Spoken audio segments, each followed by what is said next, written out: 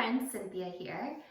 So now that we've done a little bit of on our back core stabilization, I'd like us to take this into a few poses leading us toward plank and a stable downward facing dog.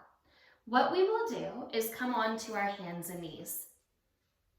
Okay, some of the exercises we did on our back, we will actually echo here before we come into our downward facing dog. And you'll squeeze your knees together and have your feet all the way together. So not quite a tabletop.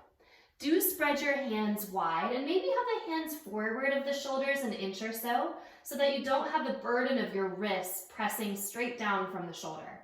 Wrap your triceps back, so hug your outer arm back and lengthen the top of your head forward. If your head is dropping here, effort to take the top of your head back again in line with the back of your heart. So just stabilizing here can be a really wonderful thing to build with that turning back of the triceps. Wrap your inner forearm slightly down and push into the base of your thumb and pointer finger.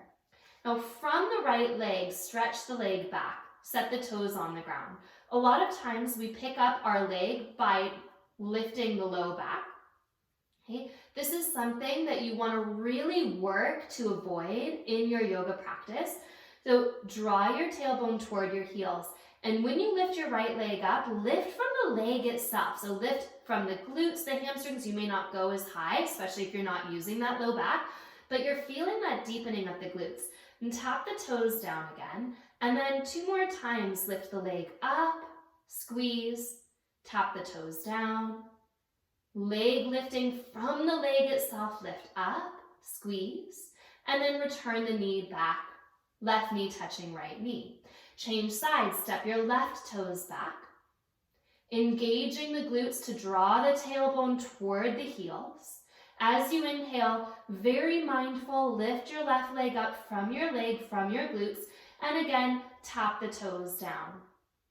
Put a little bit of reach into the top of your head.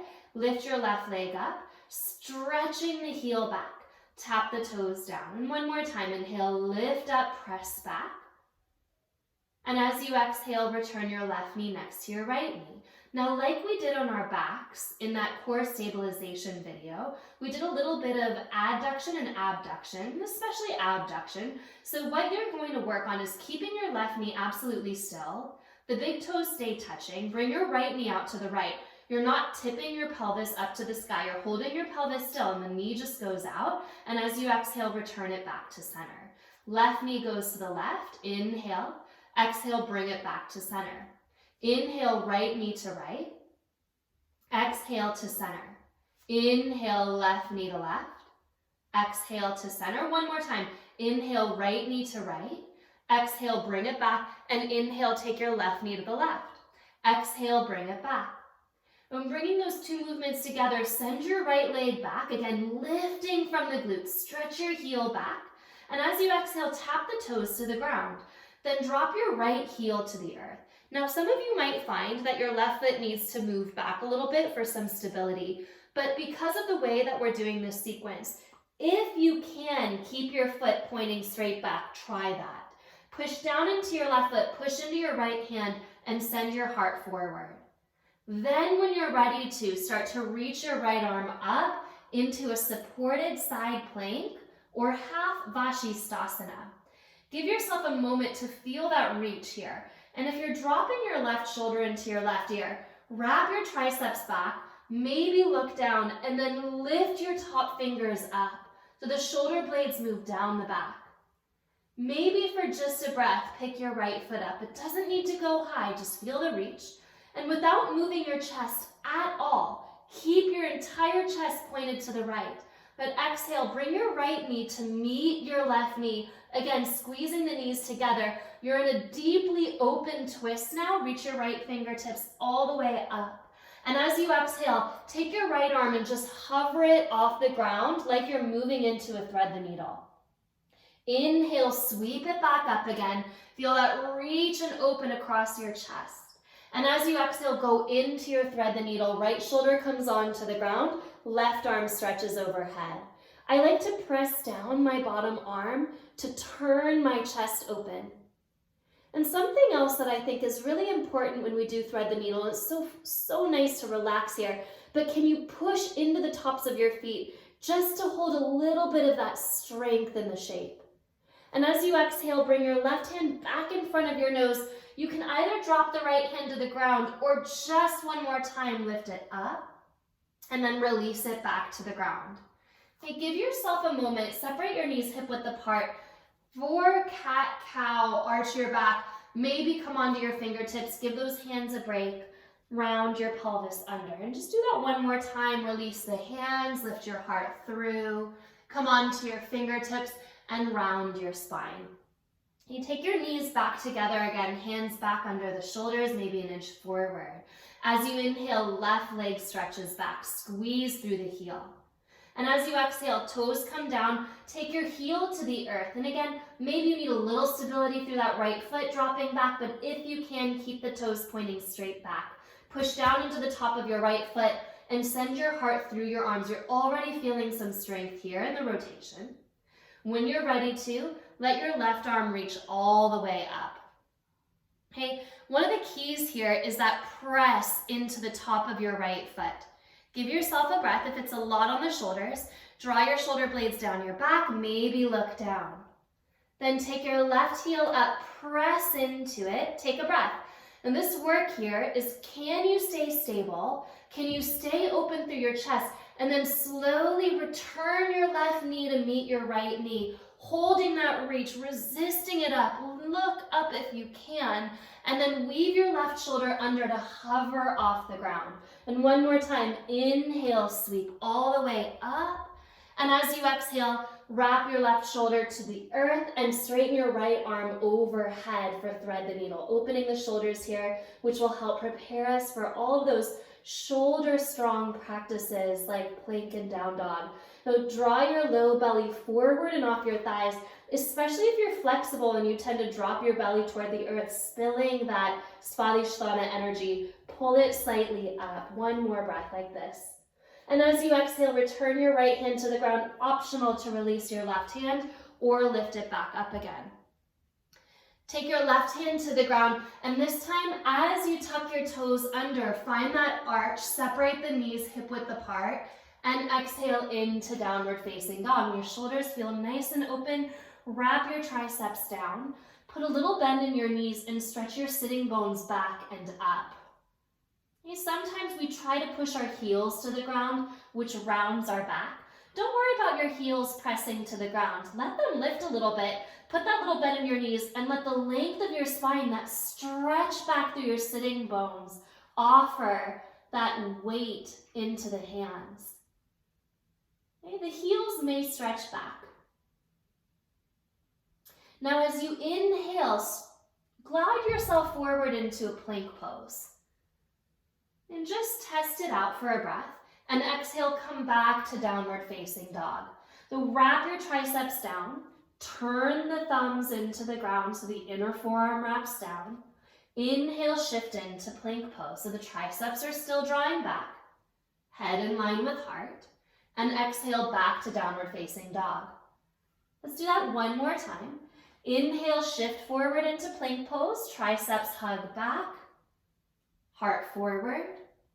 Exhale to downward facing dog. And the next time, we'll hold our plank pose. So shift forward into plank pose and hold.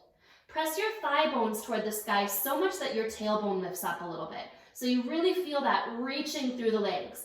And then capture the strength of your low back and your glutes by turning your tailbone toward your heels. Now you're really strong in the back of your body. Your thighs are pushing toward the sky. Your tailbone is reaching toward your heels. Send your heart forward. Take one more breath like this. And then exhale back into downward facing dog. If you need to take a brief child's pose, find that here. Take 2 breaths. And I'll just make a note while you're resting that if you have a little bit of a tug at your low back and you have a practice of dropping your head to the ground in your down dog, you might enjoy playing around with taking your ears between your upper arm bones. So if you notice, there's a lot less weight from the head dropping out of the pelvis when you do this. It seems counterintuitive when you're in the pose, but bring your ears between your upper arm bones and see if that helps you to actually draw your spine back a little bit more to support the strength of your spine. Okay, if you're coming back into down dog, now you can meet us here, and we'll do a few plank exercises. So as you glide forward into plank pose, get that strength in your legs right away. Thighs push up, tailbone draws back. Now from your feet, stretch your heels back. Hold your plank shape, and then stretch your heels forward, come onto your toe tips. Now your shoulders are way past your wrists. And do that one more time. The heels press back, and then the heels come up and forward. And press back to downward facing dog. Take a breath in. Maybe even open your mouth and let your breath out. Because the next movement will be exactly the same. Inhale, shift forward into plank pose, but this time you're not going to effort through the legs. You're going to work your arms. So get those legs prepared, squeeze the tailbone back, hold that shape, and with your hands, pull your heart forward. And with your hands, push your heels back so far that they could almost touch the ground. And pull forward with your hands again, all the way forward. Press back. Do that one more time. Pull forward. And then press back to downward facing dog. Lower your knees to the ground. Release your hands back. Turn your palms to face up and rest your head. And the same idea here as in downward facing dog. If this puts any tug on your low back sacrum, you can always bring your hands into fists to take your head back in line with your pelvis and your sacrum. Always a good option. And we're going to move this into one last little sequence, which will help prepare us eventually for the vinyasa. That is what we have come to term plank chaturanga, up dog, down dog. We won't quite go there. But as you inhale, look forward, push into your hands, turn your triceps down, and not so much from your neck looking forward, but from your whole chest and sternum. Shoulder blades move down the back, look up, and then downward facing dog. So this is our last little plank exercise. Inhale, shift yourself forward. Try not to drop your head, your heart, or your pelvis. So anchor your tailbone, wrap your triceps back and push down into your thumbs. As you exhale, put a 1/2 inch bend in your elbows. Just a 1/2 inch. Keep your spine between your shoulder blades. And as you inhale, press back up. And do that one more time. 1/2 inch bend in your elbows is very shallow. Pull your hands back towards your feet like you did a moment ago, and then press up. Release into downward facing dog. Okay, one more movement. Shift forward to plank pose. Same sequence. Exhale, 1/2 inch bend back. This time, press your elbows away from each other and then straighten the arms. Bend the elbows back, press them out, and straighten. Go out to the side. Wrap your wings in, push up. One more time, go out to the side, wrap back, and push up. Lower to your knees and release back. So you feel all that strength in the shoulders preparing you, holding the strength and the stability of your spine, so that as you draw your body forward and you start to work that vinyasa, which we will do next in the next video, you will feel that strength and the stability. You're not just collapsing into your shoulders, your chest, or your pelvis.